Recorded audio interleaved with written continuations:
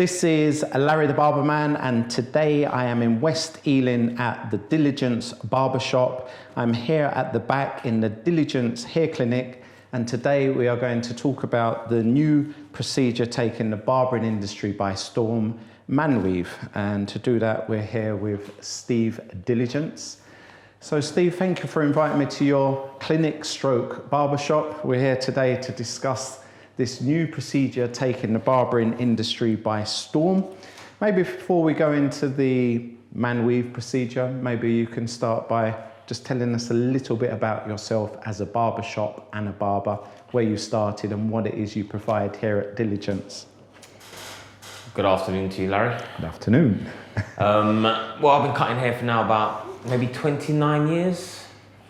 28, 29 years. First started in my bedroom, as I once mentioned to you before. We know the old interview, a little bit older now, but you know how it is. Diligence, what can I say? Kind of speaks for itself with the name, without being too cocky. We are a multi-award winning salon, not just myself, but Pekka as well, barbering world knows about. What can I say? The brand speaks for itself. Now we've built a clinic in the back of the shop, ready for a new adventure. Okay, great. So, man weave, in basic terms, tell me exactly what it is. Man weave is not the term me personally I really use. I like to use the male replacement hair unit. Okay, I apologise. you know what it is, going to the States and interacting over there. They don't really like using that term man weave, and it's because it's so big out there. You kind of got to bring that back over here as well. Okay, so why did you feel the need to jump on an aeroplane and go and learn from the industry leader, Wade? I'll tell you what happened it was one of my clients who was really passionate about getting it done. He wanted it done for a while now, and he was telling me, listen, you got to learn this. I want to get married next year. This is like 2 years ago. He said, I'm going to get married. And he said, they're only doing this in the States. And I just wasn't really interested. And then another client of mine, really good friend of mine, he wasn't losing his hair or nothing, but then showed me on his phone, said, listen, bro, you have to jump on this. This is a big thing. And I said, okay, I'll start taking a little bit of notice. And then after that, I just, I bought classes. I put the work in, watching, flew out to America. Boom, here we are.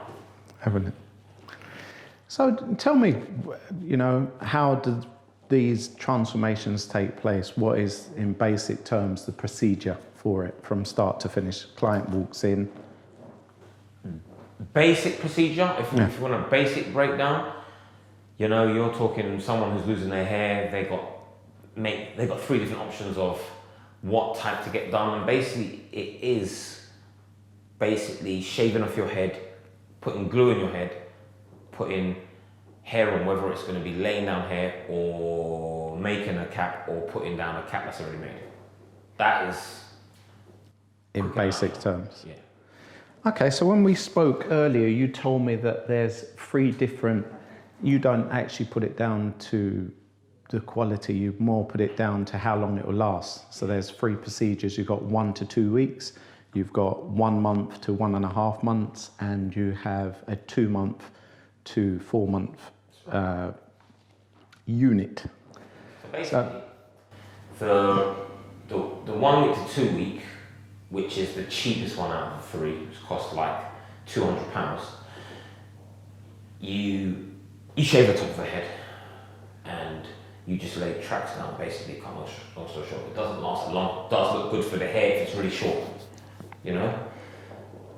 The 4 to 6 week unit, which is the middle one, which costs between 300 to 350, that is me making a unit, put on your head. I'm making that myself, which is good, which is better than, last longer than the 1 to 2 weeks.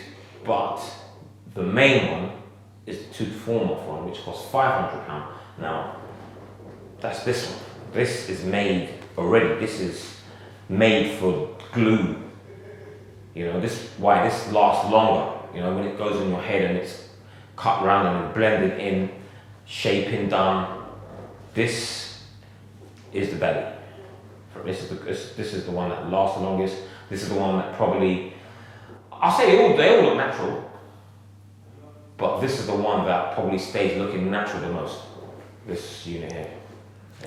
And that's why it costs so much, because these are not cheap. Okay. You know?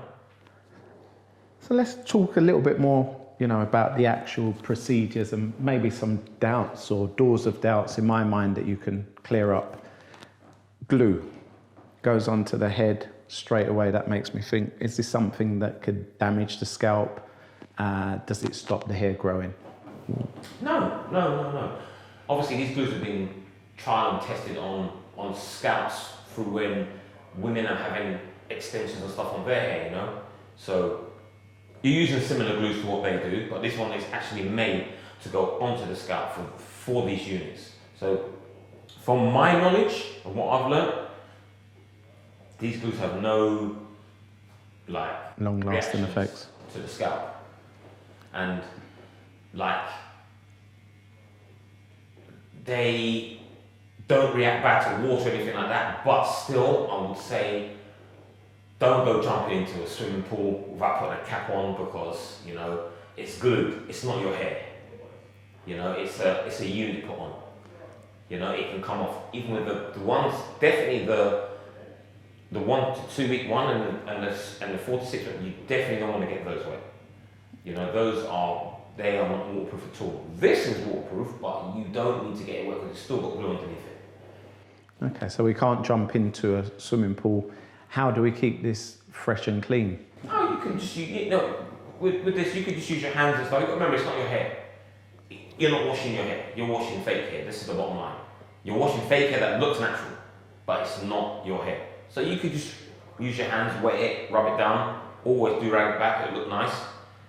Maybe even after a time, like maybe 2 months down the line, where, you know what, the hair's grown back a bit underneath, it might move. Let me go back and see Steve. I'll take it off, take off the glue, I'll take off here, you can put back the same unit. You don't even have to buy a new one. And make it look just like how it was before. Okay, so, and these look totally natural. I mean, I'm looking at your hairline and you've got a very strong hairline, and it's a natural, strong hairline. How would you say that the male replacement hair unit differs from someone who's got such a strong and natural hairline as yours? You can do it more or less exactly the same. If you see some of the work, you'll see that it's a technique that it's not the same technique as like cutting my hairline, but there's a technique with these caps that actually make it look the same. It looks natural, it looks the same. And it doesn't... It is real hair we're dealing with. And it doesn't strip up in any way? It might strip up after a length of time if you don't take care of it. But then, once you come back in for that service, you bring it back down. Okay. So the procedure, as you said, it's a question of styling or shaping down the side of the hair, putting the glue on, then placing the unit, and then blending the unit into your own hair. Yeah. So once you've come in and the customer's achieved this seamless look with yourself, it's just a question of coming back to visit you every 2 weeks to maintain that blend. I like to say that, you know, just come in like normal. Some people come every week to get their haircut anyway, but just come in every 2 weeks. You know, you come straight into the clinic. I've given you this service. You get your haircut like normal. Any discrepancies, at least I know that I can deal with it then as well. There shouldn't be, but you never know, there might be. Everyone's head's different.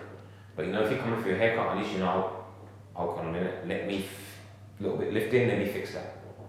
You know?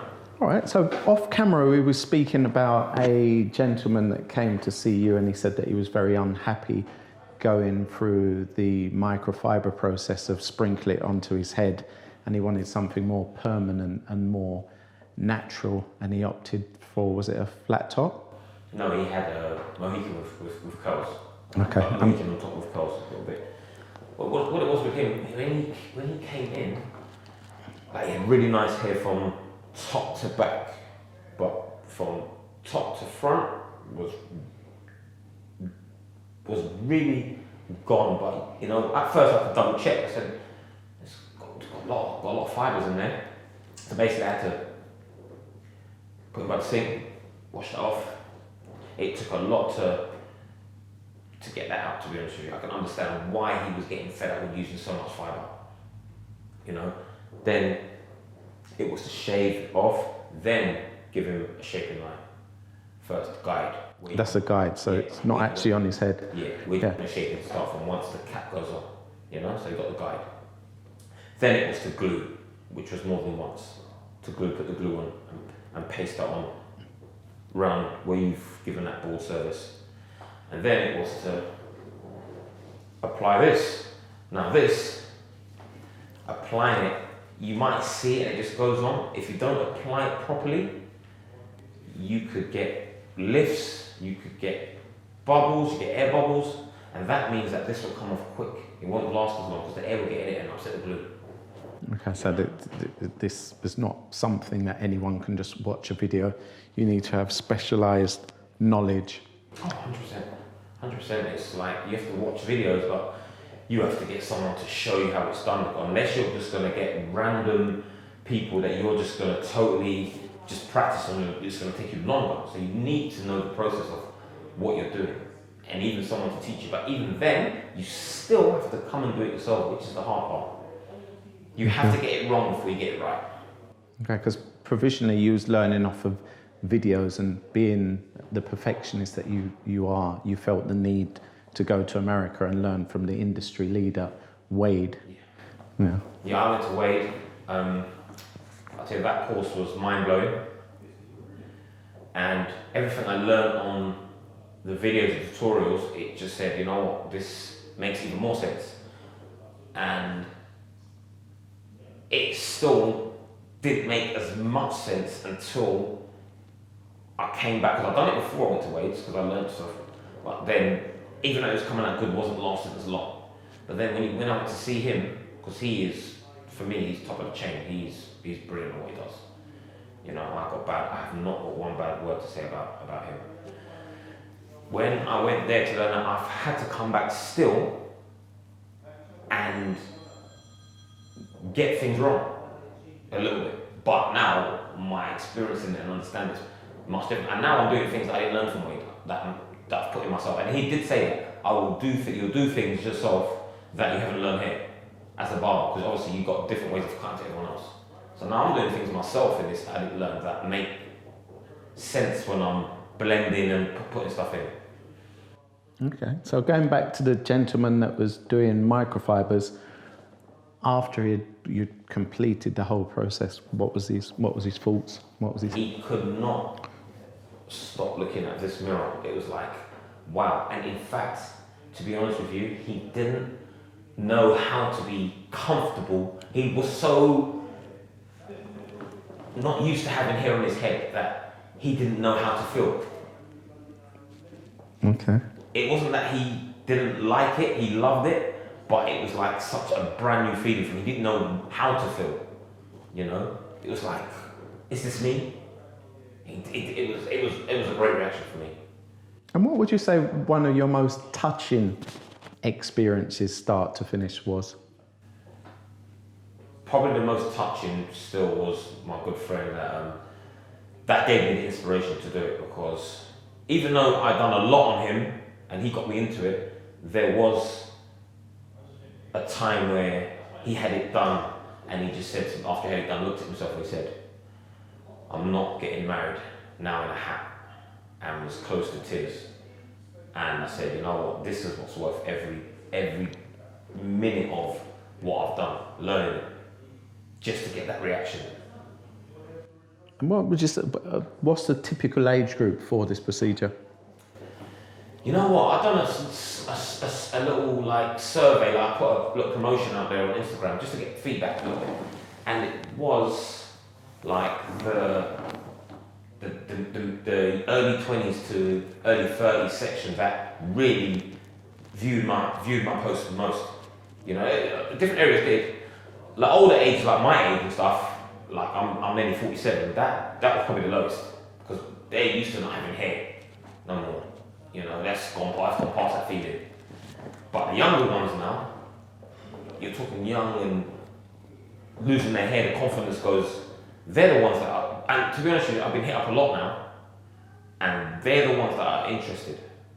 So it's more your premature balder that's kind of lost it fast and he wants to regain it fast, rather than your older middle-aged gentleman that's kind of got used to not having it. Yeah, definitely. Okay. And what kind of demand are you getting? Oh, like since I went to the States, and then with Wade, he had HBO there, and they were filming him. And when they found that I'll come from England to learn it, because I think I must be the second person to come overseas to learn from Wade. That came from England. They was like, oh, hold on, we have to film you. We want to know why you've come here. So, you know, they've done that, and then what happened was, I didn't know, that went out on Facebook and it went kind of viral. And then my phone just blew up. So many people that know me as well, my phone is just blowing off. And then people saying, we didn't know there's someone in England or London, England and that's doing it. You know, so it's kind of kicked on from there. Okay. And you're getting inquiries from as far as? I've done something like up north, Liverpool, stuff like that, you know. But I've had inquiries I had inquiries from someone in Scotland. It didn't come down, but I've had inquiries. Okay, yeah. Because you're one of the very few people that are actually providing this service. You know, I know there is like somewhere in, I don't know exactly where, I think it's central London, where I've done a couple of people where they've gone to get theirs done. I think they do more European, but they couldn't get the haircut. So then they've had to go somewhere else to get the haircut. Okay, so when you come to Diligence with the wealth of experience that you have yourself and your barbers, it's a one-stop shop to getting the unit placed on, styled and blended, and they can come back here for maintenance. Okay, so we're filming now in your private clinic. How important do you think that a private area to carry out this procedure is? For me, this is probably as essential as this, believe it or not, because no one's going to want to get down in the salon, really. Out in the open, this is a busy salon. So a man don't want to see, listen, look what he's doing over there, all the eyes on him. No, they don't want to see that. And again, if you're going to go and do it private, you're going to have to go to someone's house. That, for me, that's long as like your whole day. So you're going there, you got to sit up and then you got to come back. You're not going to get as much done. So for me, the clinic is essential. This is why I said it comes hand in hand. My advice to anyone that's going to do it, if they learn it, is that if you're going to learn it, you're going to have to say, you know what, I need a private area to do it as well. That's my advice. That separates the men for the boys in this particular. Person. So Steve, you're, like I said earlier, you're one of the very few people that does this procedure. Judging by your comments, there's a ton of demand for it. With a ton of demand, there needs to be education in place. With your years of experience and your good year of experience in it now, you're in a prime position to teach other barbers in the industry how to do this. Will you be providing courses on how to do this in the very near future? No, I will be providing definitely courses. It's like being like a driving instructor. Even though you can drive and you drive well, you still got to make sure that you are at the top of the chain before you teach it. I'm not saying I'm not top of the chain, I'm just saying that before I teach it, I make sure that it's perfection. And then sometime this year, I will be putting out a course to how to do the men's heavy aid, because you know, there are a lot of people going bald in the UK, and there's a lot of work for everyone. And Steve Diligence don't want all the work for himself. That's just greed. I'm not a greedy guy. You need to give knowledge. We need to move forward. We need to help each other and teach. Yeah, it's nice. It's rewarding. It's money. It's not all about money. It's about giving that man that confidence, because that is probably the most rewarding thing. You've got a clean heart that you will see when you see someone look in that mirror and they're nearly in tears that they got hair in their head again. It is rewarding. Okay. Well, without going into too much how much money you're making, what would be your message to a barber who's got the space to provide a private clinic? Would it pay for itself? Oh yeah, definitely pay. In the long run, it will definitely pay for itself.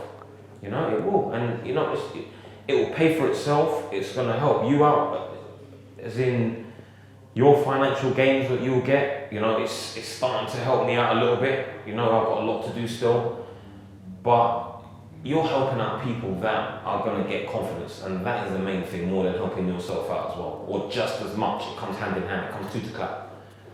Okay. So what would be your words of advice to a barber out there considering offering this treatment? What could he expect from a client? And what would you say to a client that was sitting on the fence and thought that the procedure was for them? Well, first of all, the client, I'll say, who's sitting on the fence, you know, there is sometimes people are not big risk takers. It's not even a big risk because it's just hair being put on your head. If you don't like it after you've done it, you can take it off and not have it. That's the only thing that is the risk. Or someone telling you that you look different. What's different about you? No, you know yourself that, hold on a minute, I'm now looking 10 years younger because I've seen clients I've done come in here at 27 and they look 45. And when they leave, they look 21. So don't sit on the fence doing that. And you know, in England, we follow suit to Americans anyway, sometimes. And this is starting to blow now, but it's been going so big in America now, there hasn't been that much, you know, advertisement for it, but it's starting to get big now. So, you know, take a risk. That's all I can say. As to the barber wanting to learn it, what you have to do is you have to put dedication in. You know, it's not just about I want to do it and then I'm going to try it on someone and it doesn't work good and then I don't bother. You have to buy the courses and you have to take the time to watch them and rewind back and watch them again, and then if there are courses available that you can go and get in real, go and do it, and then you start to practice yourself. And you're going to get it wrong at first. But then, like anything, when you're cutting hair when you first started, how many haircuts did I mess up when I was cutting in my bedroom? Cutting my little cousin's hair, my auntie's, so she fell down on the floor crying. What have I done to her son's head? You know? And just last question, is there a limit to the hairstyles that you can actually achieve from the unit, or is it fair to say you can pretty much do any style from dreadlocks to spiky hair? Yeah, I think maybe the hardest thing that you can do is maybe if you've got no hair at all around your head, then you've got to build. You won't be able to probably get one of these ones. You'll have to get one built. You can build one, you know. Okay. Which, you know, it's like building just on top. You can build it all the way around. You can do that. You know, it'll be an afro or something like that. But if you've got no hair growing at all, yeah, it'd be hard to blend in anywhere because there's no hair. But you can still get something. So as you see, these hair units, they're very, very robust. You can spend anywhere between £200 and £500. Obviously, the more money that you spend, the more robust it is. So this is a viable option for clients that have confidence issues with thin hair. It's also a viable business opportunity that is in demand for UK barbers. So Steve, carry on doing what you're doing, and I wish you well. Thank you very much, sir.